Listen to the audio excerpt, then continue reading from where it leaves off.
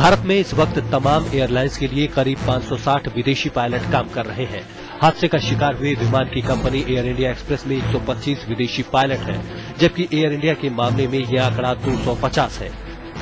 जाहिर है, मैंगलोर हादसे के बाद विदेशी पायलटों के काम के खंडों और सुरक्षित उड़ान को नजरअंदाज किए जाने के मामले पर भी नई बहस छिड़ने के पूरे आसार बन गए हैं। चेन्नई से प्रियंवदा के साथ आज तक ब्यूरो। ग्रुप कैप्टन मेहता, मैं आपसे जवाब चाहूंगा, क्या वाकई में थकान या पायलटों से ज्यादा काम लिया जाना भी एक बड़ी वजह है? ज्यादा काम लिया जाना वजह हो सकती है, मगर कोई एयरलाइन FDTL क्रॉस नहीं करवाएगा। पायलट खुद ही रिफ्यूज करेगा, वो FDTL क्रॉस करेगा तो उसका लाइसेंस इज इन ट्रबल।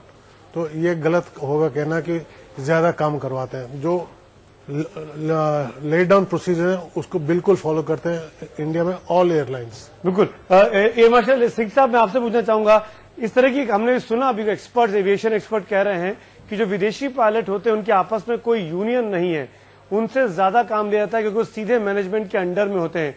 क्या इस तरह की खबरें, इस तरह की बात सुनने को मिलती है आपको भी?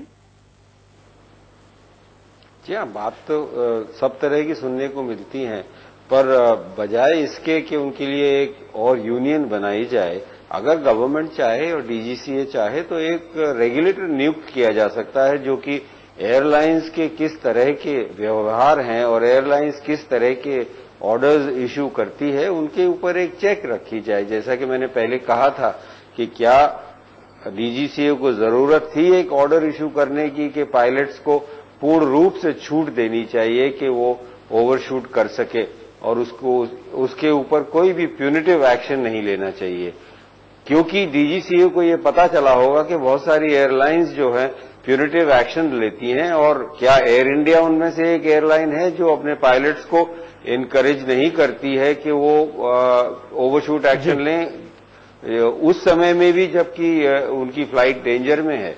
तो अगर ऐसी कोई बात है तो जरूर उसके लिए एक रेगुलेटर बनाने की जरूरत है। मैं भोला साहब को शामिल करना चाहूंगा जो कि DGCA रह चुके हैं। क्या ऐसी कोई मुहिम हो सकती है, जो बात एयर मार्शल साहब कह रहे हैं कि एक रेगुलेटर बना दिया जाना चाहिए ताकि पायलट्स को भी अपने ऊपर विश्वास और बढ़े? देखिए, मैं पहला तो वो एयर मार्शल साहब ने जो कहा कि वो उनको छूट देनी चाहिए, वो मैं उसमें क्लैरिफाई करना चाहूंगा कि जब मैं DG था मैंने अपने हाथ से ऑर्डर साइन किया था कि अगर कोई पायलट कंफर्टेबल नहीं है उसकी अप्रोच से, कि वो अप्रोच सेफ है, अगर कोई ऐसा रीजन है जिसमें समझता है कि उसको अप्रोच नहीं करनी चाहिए तो वो ओवरशूट करेगा और उस पर कोई क्वेश्चन नहीं किया जाएगा। ये मेरे हाथ का साइन किया हुआ एज DG, इसलिए मैंने इसलिए किया था ताकि सभी मेरे ऑफिसर उसको फॉलो करें। ये ऑर्डर उसमें बहुत क्लियरली इश्यू हुआ है। पायलट को पूरी छूट है कि अगर वो गलती समझता है कि सेफ नहीं है तो ओवरशूट कर सकता है। जहां तक सवाल है कि उसने एक्सपर्ट पायलट्स का, जो भी रेगुलेशंस है वही रेगुलेशन इंडियन पायलट्स के लिए है, वही रेगुलेशन एक्सपर्ट पायलट्स के लिए है। उन्हीं रेगुलेशन में सभी को फॉलो करके उनको ऑपरेट करना होता है।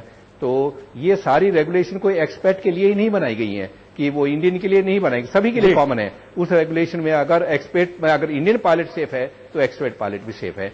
और उनका जो है सारा जो ये मामला है कि वो फटीग में थे या नहीं थे, ये सवाल एक बहुत इंपॉर्टेंट है, इसको इग्नोर नहीं किया जा सकता। और इसकी इन्वेस्टिगेशन में पूरा चीज इसका मैं समझता हूं इन्वेस्टिगेशन हम भी यही चाहेंगे कि DGCA की जो इंक्वायरी हो रही है, जो जांच मंत्री जी ने बिठाई है, उसमें तमाम फैक्टर्स का भी ख्याल रखा जाए कि फटीग वजह तो नहीं थी, क्या पायलटों से ज्यादा काम लिया जा रहा है, क्या थके हुए थे या क्या कुछ हुआ, ये सब कुछ पता लगेगा ब्लैक बॉक्स के मिलने के बाद, जिसका मिलना अभी भी बाकी है।